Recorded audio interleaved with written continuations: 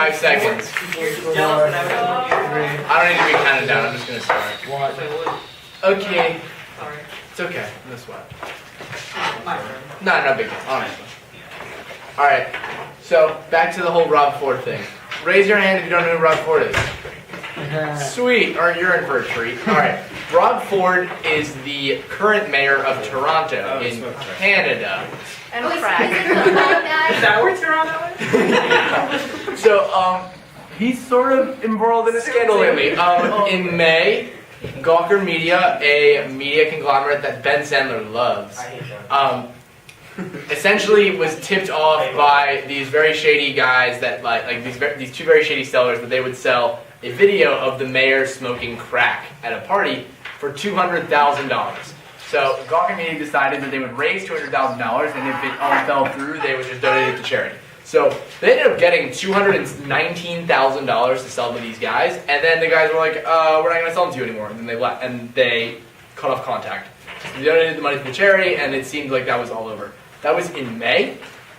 In September or October, I believe, the Toronto police arrested the two sellers on behalf of the Canadian government for drug trafficking and found the video of Rob Ford smoking crack. So I guess we got it for free, sort of. What ended up happening was Rob Ford essentially came out afterwards and was like, "No, I was drunk," which to me doesn't sound like an excuse. It just sounds like an additional concession, but whatever. But he did admit to smoking crack. And he's still in office.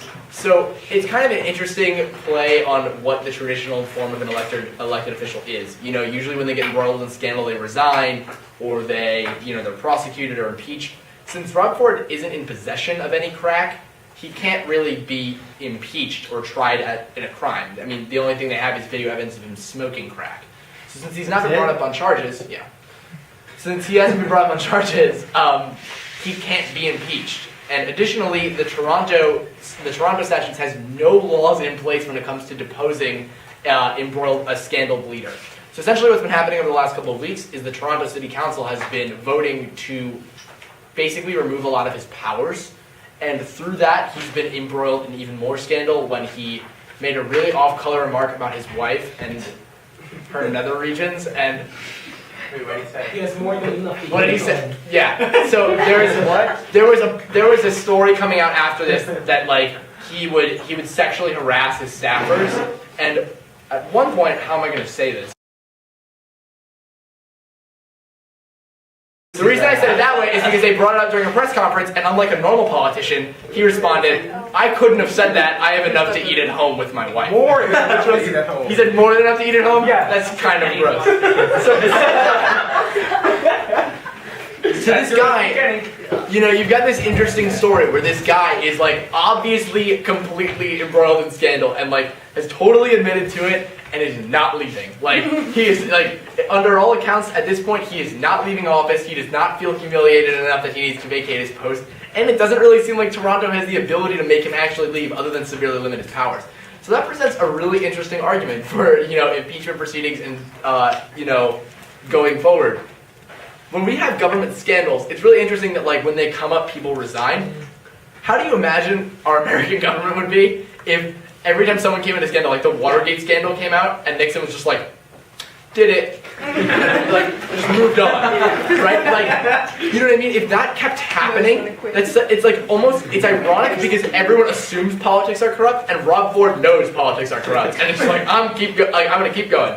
So I guess we'll keep posting updates on this. This was more our version of a human interest piece, kind of. I don't know. We felt the need to bring it up just because. Yeah, it's kind of news. Also, a couple districts over, one of our state representatives was arrested or just found. He was arrested by a DEA agent for attempting to buy cocaine from a DEA agent. He's a couple districts over, and he also voted to drug test people on food stamps. Oh yeah, I heard about that. Which he would have failed anyway. Legislation. When he makes that much money, he doesn't need food. He would have failed. He's not. Would have. He's not collecting government service, therefore he shouldn't have to take a test. No, I know, but I'm saying that legislative agendas aside, it's kind of ironic that the man that voted to drug test people on food stamps. Hypocritical? Yeah, it is. No, it's not. Okay, fine. He gets arrested for buying cocaine for trying to stop people by looking for cocaine Okay, look, okay. No, there's a difference. When we're Well, no, the argument is- protesting people, we're not looking for cocaine, we're looking for pot.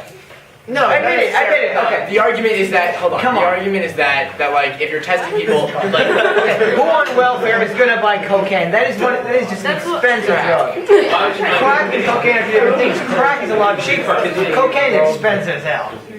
look, all we're saying is that, and like, I understand Salmeri's point. Salmeri's saying that like, a legislation that involves drug testing people on welfare or food stamps is different than, being arrested on behalf of drug charges, because if you're engaged in receiving a government service, some people would advocate that like, they make sure they're not spending that money or any of that ability on drugs. So like, if you're on food stamps because you have a drug addiction and you can't afford your like livelihood because you're addicted to crack, like that should be something the government should know. Crack According comes up way too often. crack comes up a lot. Yeah. I don't know. So yeah, political questions, implications, questions. Ben.